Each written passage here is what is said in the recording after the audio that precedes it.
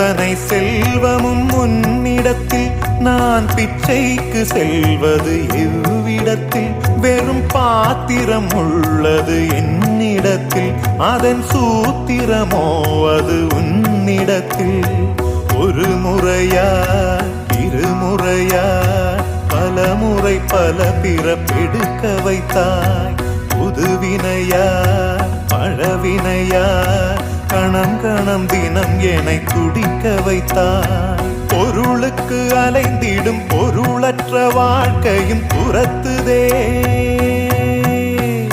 உன் அருள் அருள் அருள் என்று அலைகின்ற மனம் இன்று பிதற்றுதே. அருள் விழியால் நோக்குவாய், மலர்பதத்தால் தாங்குவாய். உன் திருக்கரம் என்னை அரவணைத்துனதருள் பெற